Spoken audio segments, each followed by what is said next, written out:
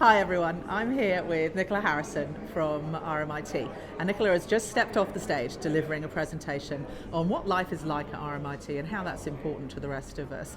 Nicola, big takeaway from me was the focus on indigeneity at RMIT. Can you talk to me a little bit about the importance of that and the role that your team plays? Yeah. So I think it's good to start with understanding the context at RMIT. So in other organisations I've worked at, indigeneity and the recruitment of Indigenous people is really a metric. It's been a KPI to achieve. That is not how reconciliation works at RMIT. It's a core value, and part of what my team deliver is actually recruiting people who are open to go on that journey. Reconciliation is what we talk about, the green thread through our organisation. It goes into everything that we do, every decision that we make. So it isn't about just bringing Indigenous people in, it's about thinking about indigeneity and reconciliation through many, many different lenses. And if I give you a really small example, an Indigenous practice is Tanderrum, and Tanderrum is the meeting of 5 nations in Victoria, and it happens on Federation Square. Why that's important is Federation Square is neutral ground.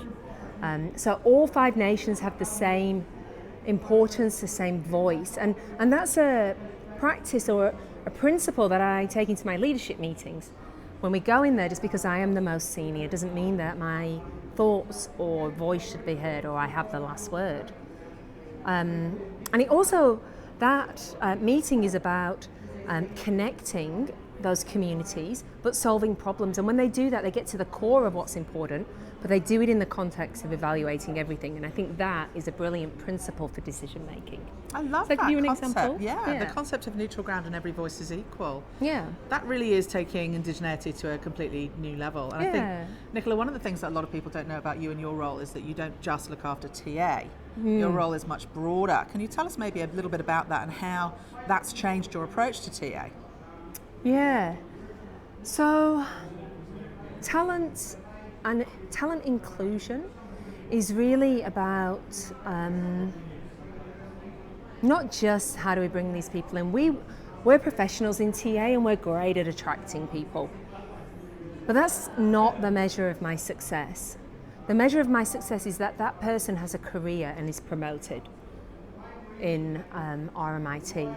So it's very easy to fudge your numbers and not have that authenticity and quality and depth behind actually what is it you're trying to achieve. Is it that you're trying to achieve this number, or are you actually trying to enrich your organisation?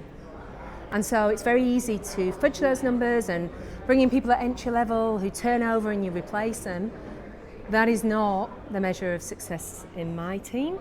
The measure of success is that not only do we manage to find these people across all spectrums of roles, and that we normalise recruitment into senior roles for more diverse groups, but that we actually have a bespoke development plan for that person and a career pathway for that person, and they get promoted. Yeah, fantastic. Yeah. I have to say, having been in the industry as long as I have, RMIT is one of the few organisations that I see doing talent really strategically right across the board, and it's just getting stronger and stronger with you, Nicola. Thanks so much for talking to us today. It's been Pleasure. great. Thanks for your time, guys. See ya. Bye.